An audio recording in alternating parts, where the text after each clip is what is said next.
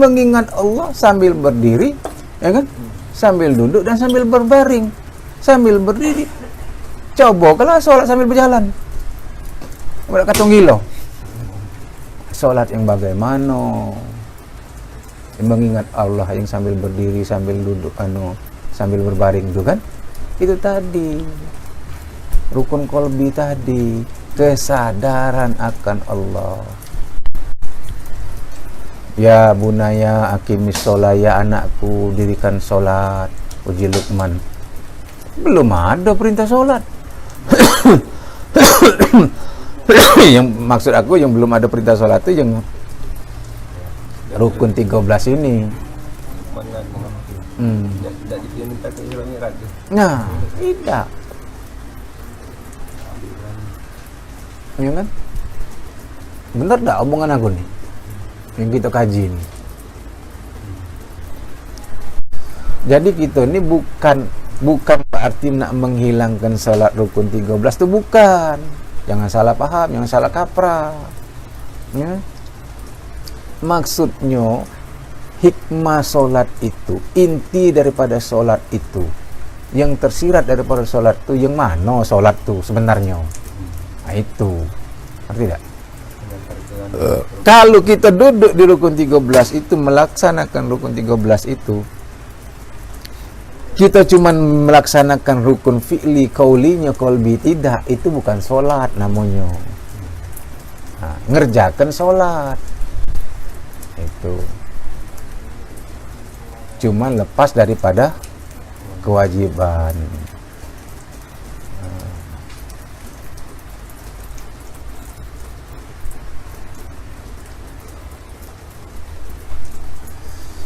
Kita ini kan rasanya tidak adil Allah itu, ya. Kalau kita berpikir, dia memerintahkan untuk mengenal dia, memerintahkan untuk ingat dia, ya kan? Tapi kalau tidak dikasihnya jalan, tidak dikasihnya ilmu, tidak dikasihnya cara, bagaimana cara nak mengenal Allah? Jadi kita ini mengenal Allah itu maka itu Arab tu Robbi itu Robbi, mengenal Allah tu dengan Allah, itu maksudnya Allah yang memberi jalan kita untuk mengenal dia. Jadi kalau kita pahami, kaji ini, pahami yang tersirat, yang dimaksud, paham, maka kita bawa dengan kesadaran, maka nyata sekali Allah itu. Nyata sekali Allah itu. Allah sudah berfirman dalam Al-Quran, wa huwa ma'akum aina ma kuntum. Dan Allah berfirman pula dalam Al-Quran, la takhafu wa la tahzan innallaha ma'ana. Jangan takut, jangan gentar, sesungguhnya aku beserta kamu. Bukan beserta sebenarnya. Apa yang kamu lakukan, aku, kata Allah itu tuh. Itu maknanya tuh. Iya, yang kamu lihat tuh, yang melihat tuh aku, kata Allah. Nah, kita ni tak sadar, tak paham, tidak kita tarik, maka masih ada terus kita. Masih ada terus bercokol, Edwin bercokol, Nanang bercokol, Manggani bercokol. Nah, kapan malah kita balik ke? Lah kita innalillahi, yang ada siapa? Nah, kan? Jangan takut-takut. Itu. Kita akui, maka dikatakan yang dibenarkan, yang dikatakan itu apa? Kita ni iman, Islam, tauhid, makrifat. Yang mana iman, yang mana Islam, yang mana tauhid, yang mana makrifat?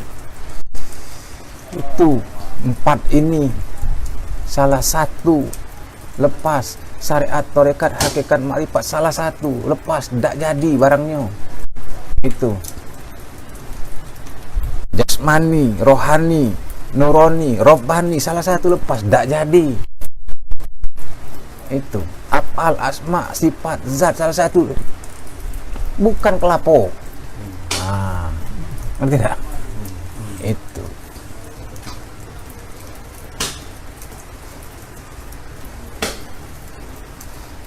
Ya macam mana nak ngomongkan bolu?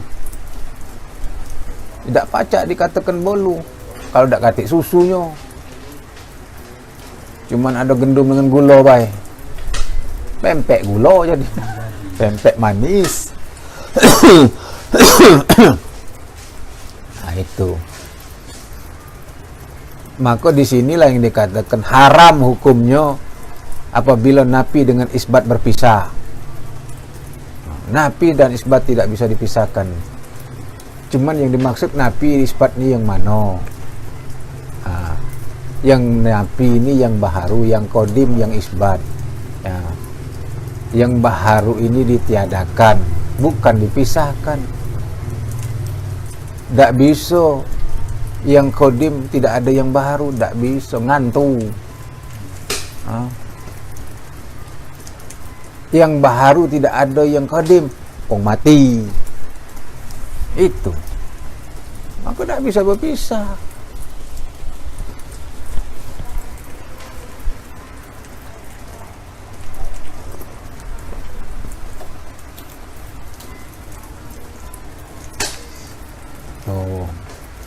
Sini nak pahamnya nak halus supaya itu tadi, supaya jangan salah kaprah. Kagak tetuhan ke diri. Kita tidak ada belajar nuhan ke diri. Kita ni belajar menghabiskan diri, menghabiskan kita. Ngerti tak? Nah, menghabiskan kita. Kalau boleh nak ngomongkan kalau sebenarnya nian, nak sebenarnya nian boleh dikatakan. Tidak usah kita pikir Allah, tidak usah kita pikiri Tuhan, ngerti tidak? Tidak usah kita mikirkan Allah itu ada atau tidak, Allah itu keberadaan Allah, karena Allah sudah pasti ada. Tidak usah kita mikirkan bagaimana cara mengesahkan Allah, Allah sudah esa. Tidak, sebenarnya nian. Kita ini yang kita kaji ini, dari mana asal diri kita? Dari tiada menjadi ada, berarti sesungguhnya kita ini tiada. Nah, bagaimana mengembalikan ke tiada ini? Itu kapan kita sudah tiada, otomatis yang ada tinggal. Ya kan? Itu sebenarnya modal itu. Nak ngadu-ngadukan Allah, nak jadi Allah, ngapain Allah? Ngadukan Allah, ngadukan nak jadi Allah, ya kapan sudah, memanglah sudah Allah, mana jadi Allah? Sudah Allah, ya sudah Allah.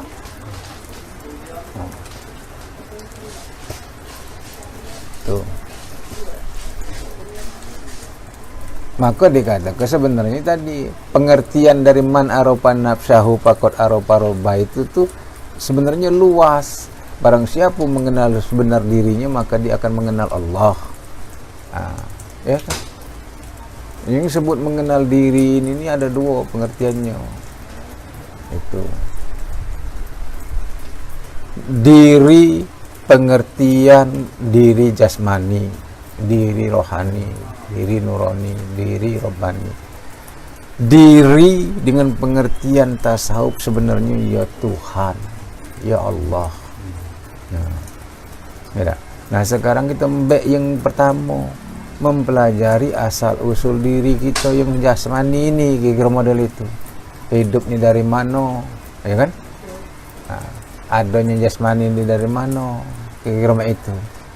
Nah, kalau kita mengetahui bahwa kita ini sebenarnya berasal dari tiada, tidak, maka kembali kepada tiada. Kalau kita ini sudah tahu, sudah menyadari, oh aku ini sebenarnya tiada, tidak ada. Nah, tidak perlu lagi kita ngadu-ngadukan Allah sebenarnya, karena otomatis yang ada Allah. Kalau kita sudah tiada, Allah yang ada. Ini nak dua-dua, nak ni ada ke diri, nak ngadukan Allah. Nah, ini mabuk nih. Itu tiada kepada diri kita. Jangan aku ada diri. Itu tadi. Nak mengetahui yang ada, harus tahu dulu yang tiada. Nak mengetahui yang putih, harus tahu dulu yang hitam.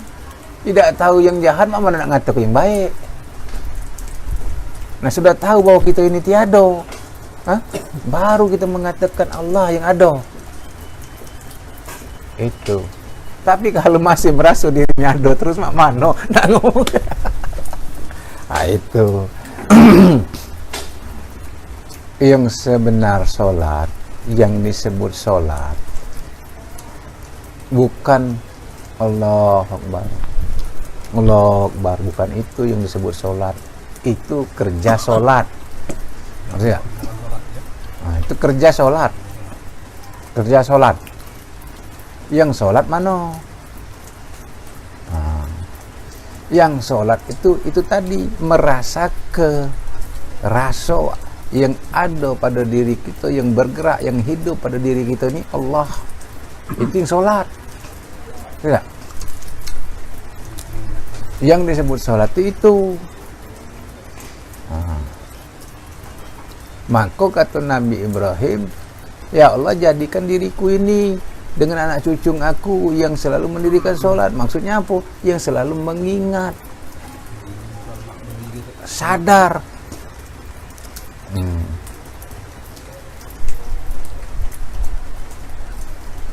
Tuh. Sedangkan perintah sholat yang tulis 13 rakaat ini waktu itu belum ada. Jadi kalau waktu itu belum ada, sholat yang mana yang dimaksud Nabi Ibrahim? Model itu cara ngambeknya. Nah, sholat yang mana? Dia merintahkan diri dia minta dengan Tuhan tuh supaya diri dia, anak cucunya senantiasa mendirikan sholat. Nah, enggak. Jadi sholat itu yang dikatakan sholat inna sholata anil fasyai wal munkar itu, sesungguhnya sholat itu adalah mencegah dari perbuatan keji dan mungkar itu. Bukan yang tegak duduk ini, bukan yang sujud ini.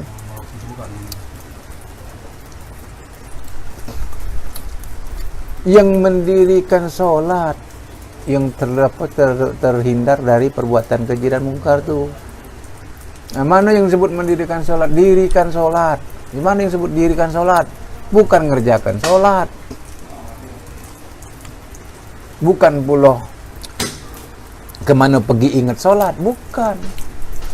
Dirikan sholat. Ngerti tidak? Diri sholat. Hah? Diri kita sholat.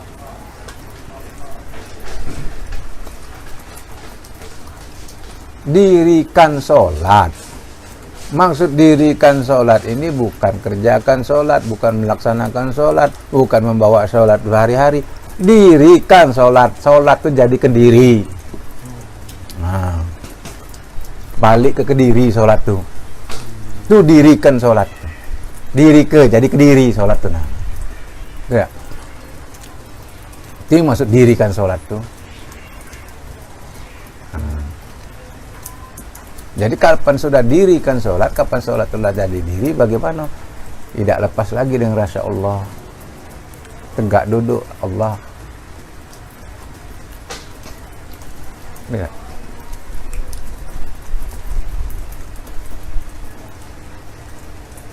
Itu.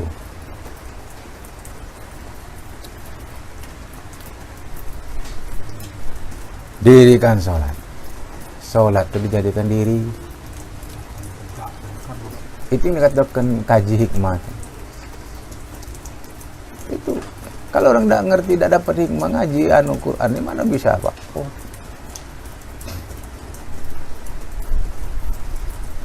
Man kana hazihi a'ma bahwa fil akhirati a'ma. Barang siapa yang buta matanya di dunia ini, maka akan buta, lebih buta lagi dia di akhirat.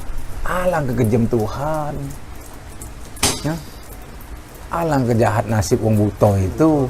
Lah buta di dunia ini, di akhirat kayak lebih buta lagi. Jadi apa maksudnya? Ya buta hati, mata hatinya. Punya mata hati tidak bisa melihat. Punya mata tidak bisa melihat. Punya telinga tidak bisa mendengar. Nah, itu yang wajib ain yang wajib pardunian, yang wajib beratnya itu apa? Ya kan? Mengembalikan amanah, mengembalikan yang hak kepada yang hak. Itu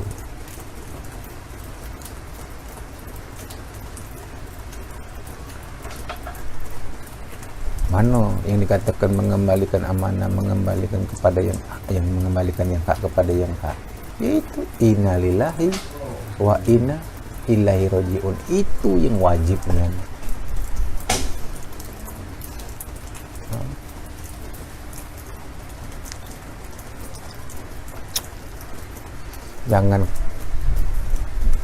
Jangan kita ini ngakui bukan hak kita, bukan wek kita, bukan punya kita, nak kita akui. Tunggu kata Tuhan kau.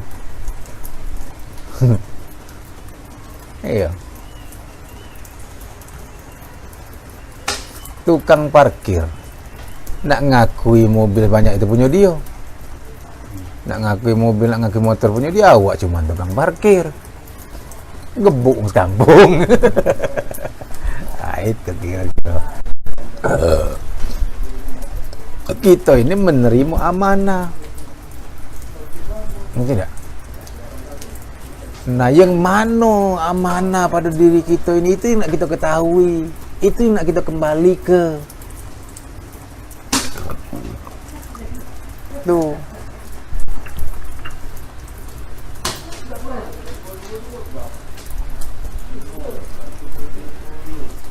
Inilah ada istilah wong lamo-lamo dulu. Seperti kita ngaji ini nih. Ngaji ada yang nyebutnya mencari jalan balik. Nah, itu bang ya. Ada yang mencari jalan balik, ngaji cara jalan balik. Ada ngaji keputusan, sebutan wong, ada ngaji usuluddin. Macam-macam. Nah, istilahnya tuh.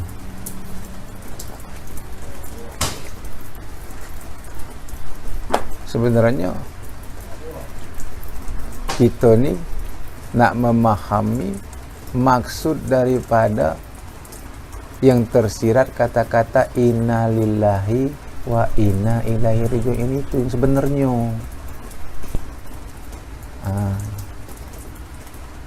Tidak, bukannya yang ada di hadis tuh, barang siapa di akhir hayatnya mengucapkan kelima la ilaha illallah dakhalal jannah. Barang siapa di akhir hayatnya mengucapkan kelima la ilaha illallah, maka jaminannya surga. Hadis ini dipahami, dimaknai oleh orang awam. Artinya kapan nak mati pacak nyebut la ilaha illallah, surga. Padahal apa dia dalam Al-Quran disebutkan fa'lam annahu la ilaha illallah. Ketahui oleh kamu apa itu la ilaha illallah tu. Tidak?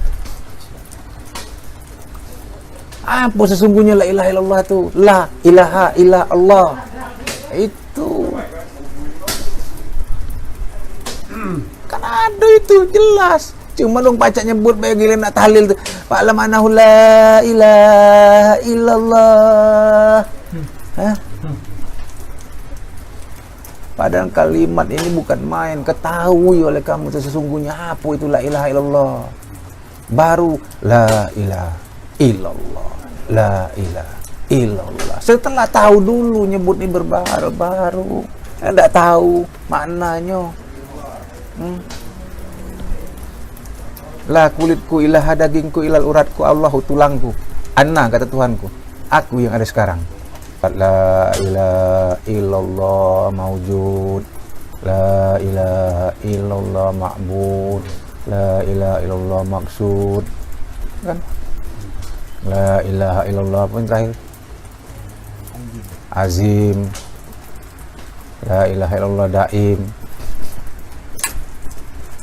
Itu bukan orang sembarangan. Kiai besar Palembang ini di Masjid Agung itu nyiptakan itu.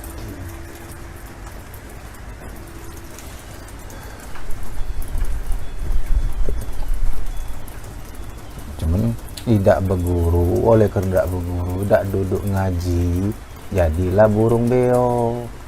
Maksudnya tadi beo tadi, atau menyebut tapi tidak tahu yang arti yang disebut. Sama cak tadi, fa'lam annahu la ilaha illallah, ketahui oleh kamu sesungguhnya apa la ilaha illallah tu. Ya kan? Nak dipelajari. Karena la ilaha illallah itu ada kalimat nafi dan ada kalimat isbat.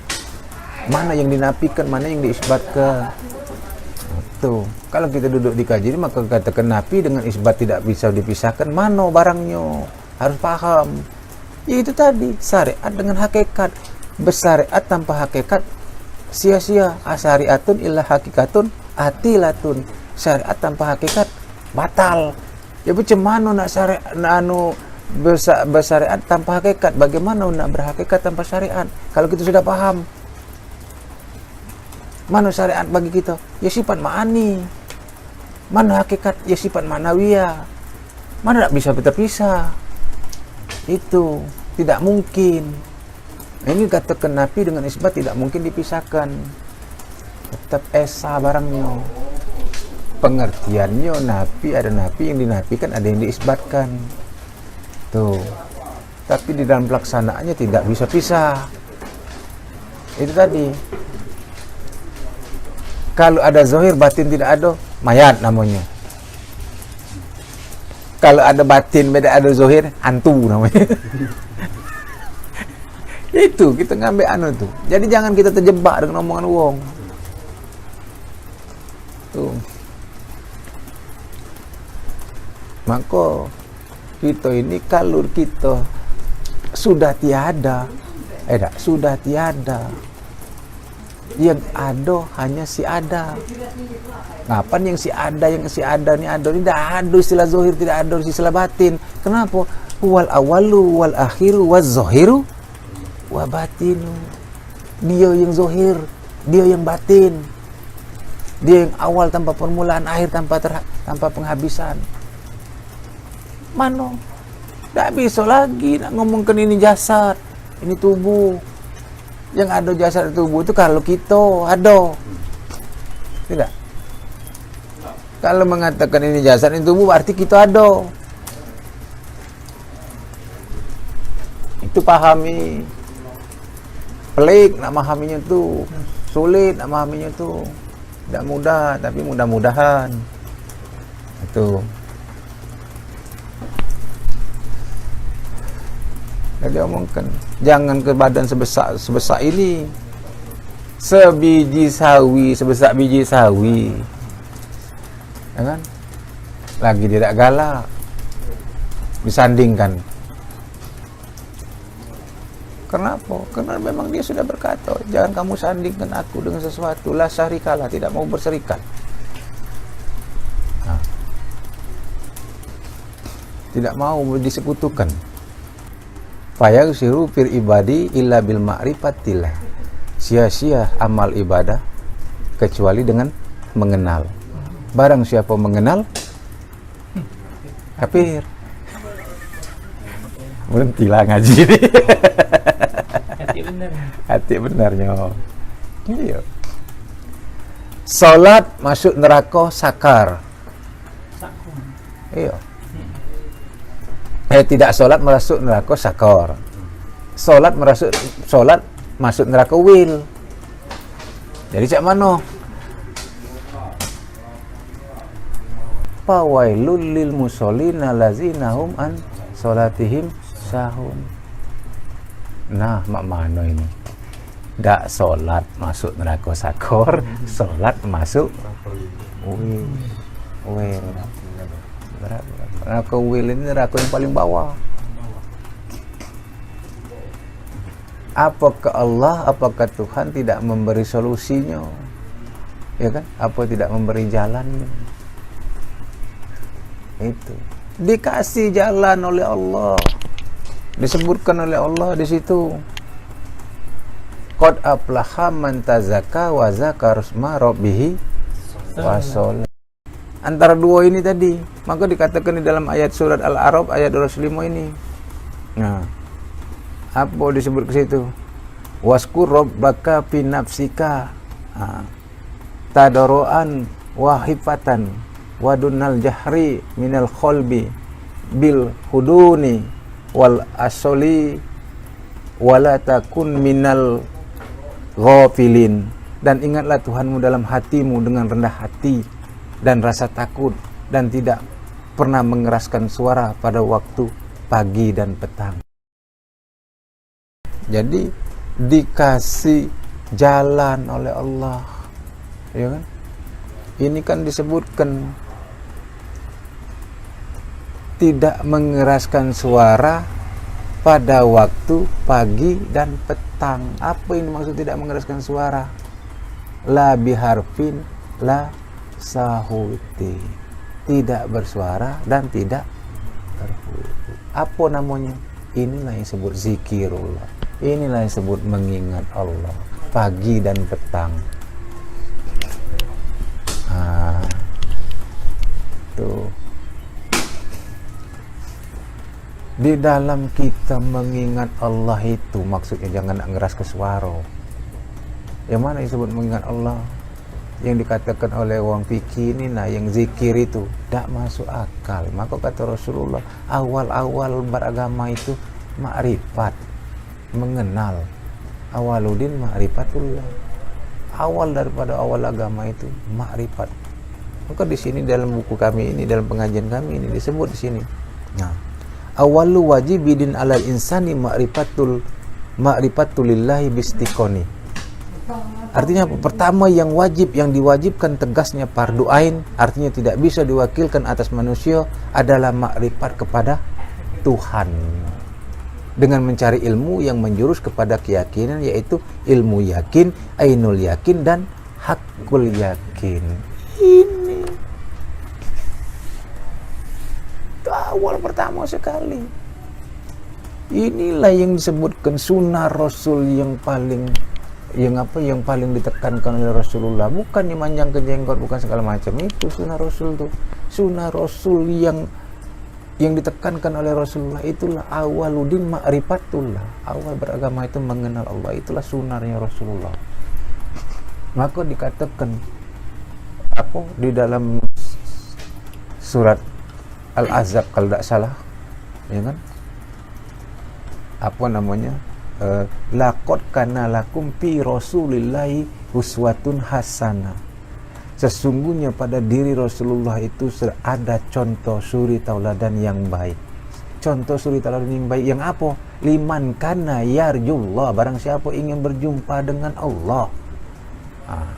Bagaimana cara Rasulullah menjumpai Allah? Bagaimana cara Rasulullah bertemu dengan Allah? Bagaimana cara Rasulullah mengingat Allah, berzikir kepada Allah? Itu yang nak dicontoh.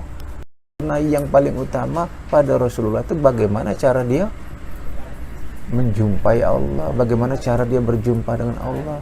Liman kana yarjullah wal yaumil akhir.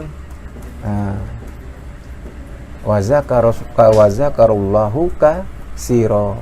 Itu bagaimana cara dia menjumpai Allah pada hari akhir. Itu terjemahannya. Mengingat Allah itu diam,